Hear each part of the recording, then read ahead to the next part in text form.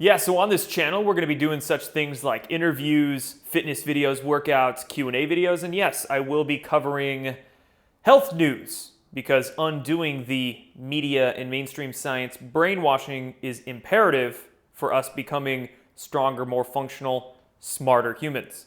So check out this recent news story. It says, keto-like diet may be associated with a higher risk of heart disease, according to new research.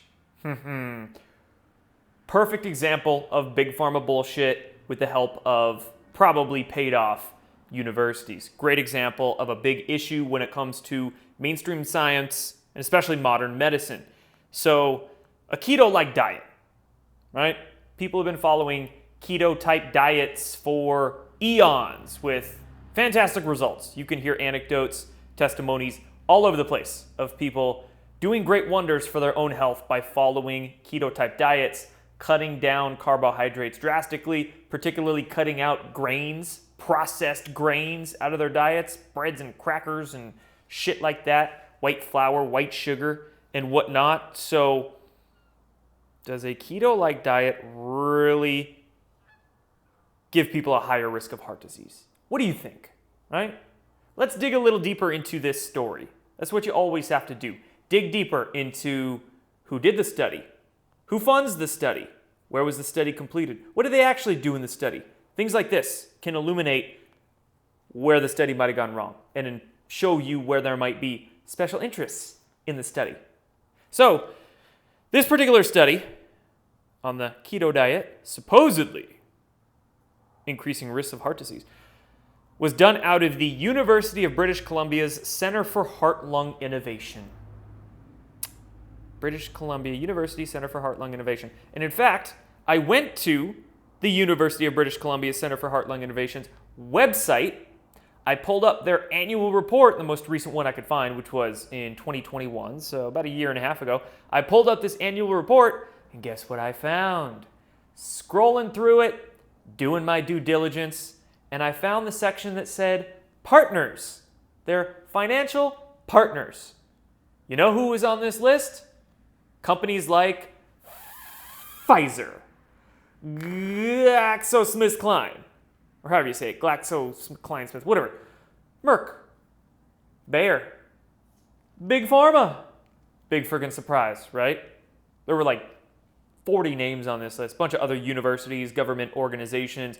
I saw the National Institute of Health on there. Yeah, right? The one that helped fund and create the COVID-19 in the Wuhan lab. Better not say that, though. I might get kicked off YouTube. So, point being is that you can see that there may very well have been a special interest with these big pharma funders to get a particular result with studies that are done, right? That's how it's often handled when it comes to modern medicine. Unfortunately, if the scientists get a result that the funders of the study don't want, then they don't get grant money. That's just how it is.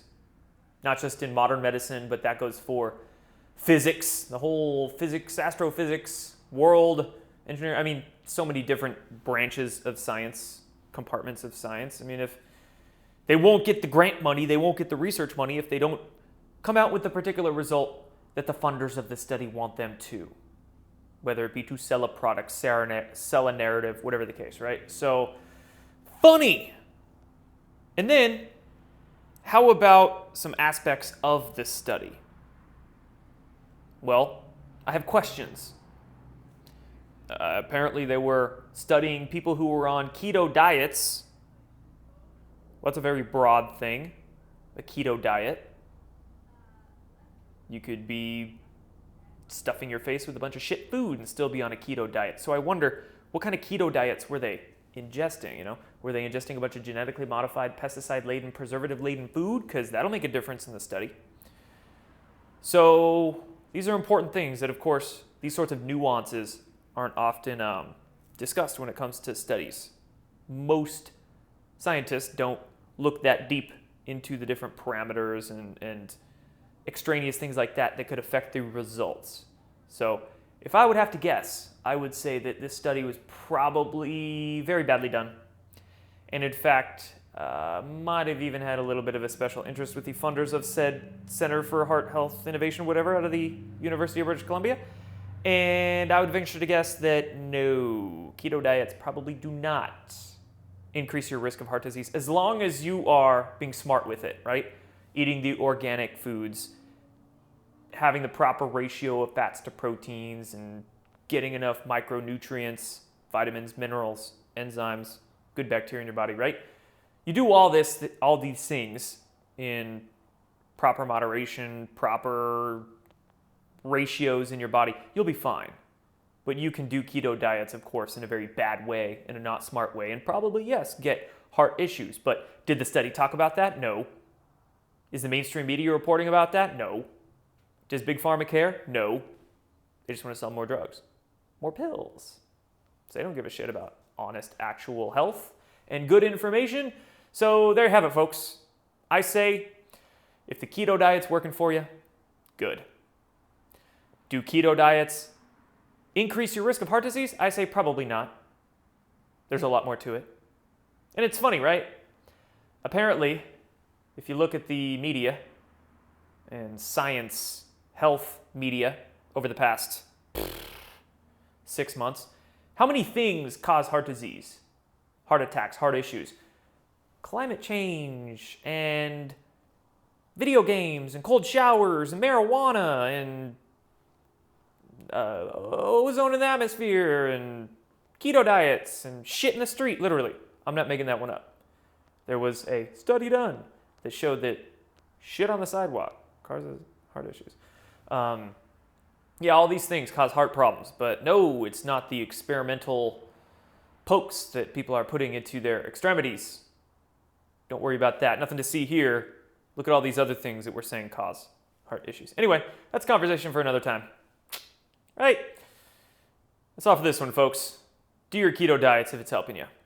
Don't listen to the bullshit studies.